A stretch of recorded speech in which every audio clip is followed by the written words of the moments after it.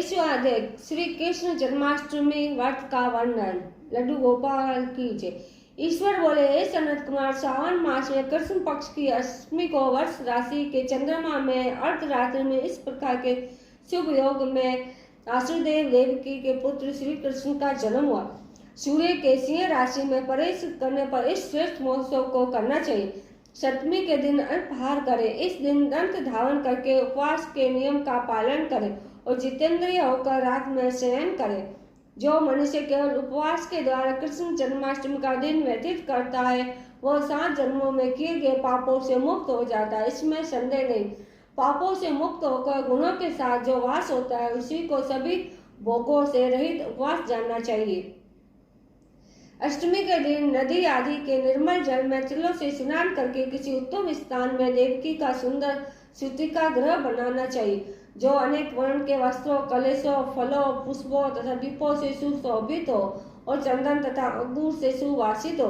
उसमें हरिवंश पुराण के अनुसार गोकुल लीला की रचना करें और उस बाजों की नृत्य, गीत आदि मंगलों से सदा युक्त रखें।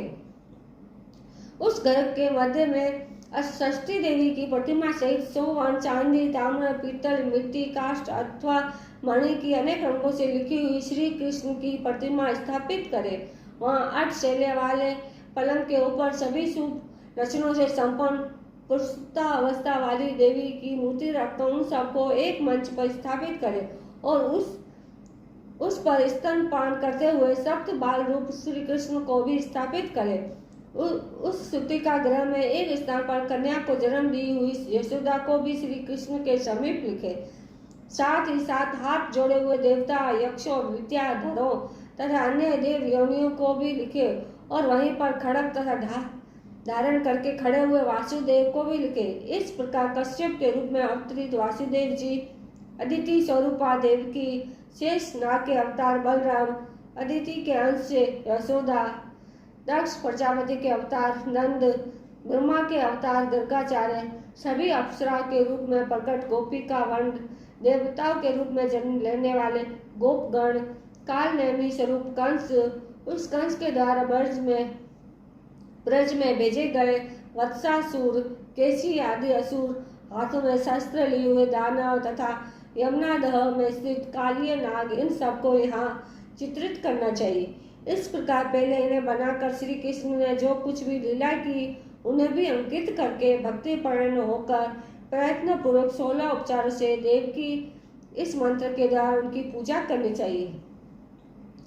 वेणु तथा वीणा की ध्वनि के द्वारा गान करते हुए प्रधान किन्नरों से निरंतर जिनकी स्तुति की जाती है, हाथों में श्रृंगी, दर्पण, दुर्वा, दत्ती, कलश लिए हुए किन्नर जिनकी सेवा कर रहे हैं, जो सैया के ऊपर सुंदर आसन पर बलिभांति विराजमान है, जो अत्यंत प्रसन्न मुख मंडल वाली है तथा पुत्र से शोभायमान है, वे देवताओं की माता तथा विजय सुता देवी देवकी अपने पति वासुदेव सहित सुशोभित हो रही है।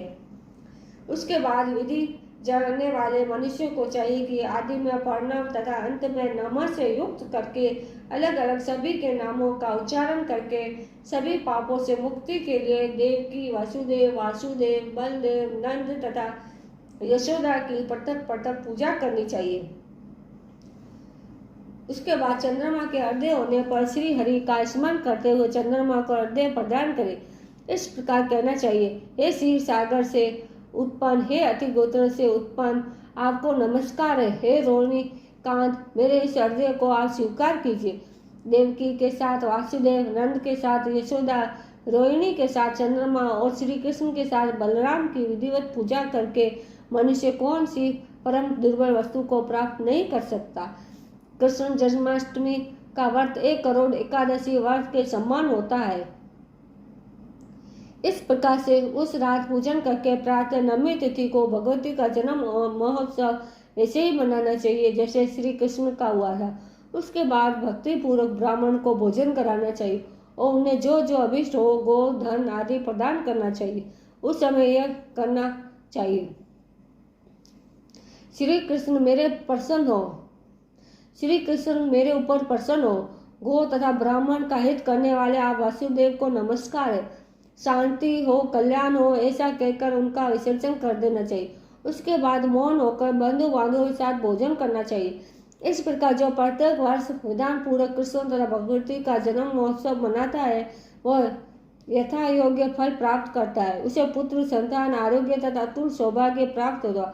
वह इस लोक में धार्मिक बुद्धि वाला होकर मृत्यु के बाद वैकुंठ लोक को जाता है। हे सनत कुमार, अब इसके उद्यापन का वर्णन करूंगा। इसे किसी पुण्य दिन में विधि पूर्वक करे।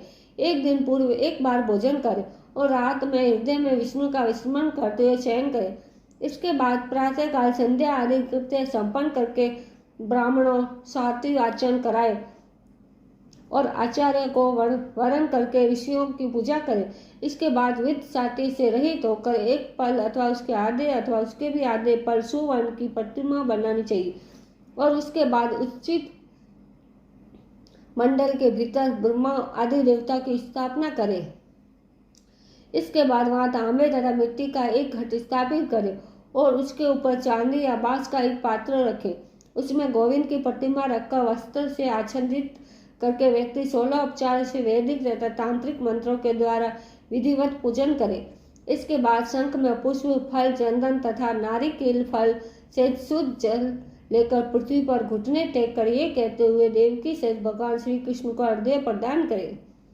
कंस के वध के लिए, पृथ्वी का भार उतारने के लिए, कौरव के विनाश के लिए तथा दैत्यों के संहार के लिए आपने अवतार लिया है। हे हरे, मेरे द्वारा पर इस अर्घ्य को आप देवकी सहित ग्रहण करें।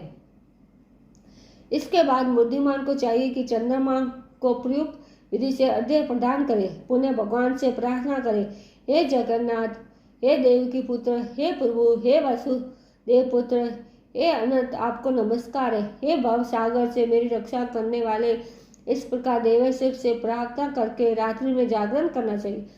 पुनः प्रातः काल शुद्ध जल में स्नान करके जनार्दन को भोजन, खीर, तिल और घर से मूल मंत्र के द्वारा भक्ति पूर्वक 108 आहुति देकर पुरुष सूक्त से हवन करे और पुनः इंद्र विष्णुवी विक्रम इदम विष्णुवी चक्रम इस मंत्र से केवल घृत घी की आहुति देनी चाहिए।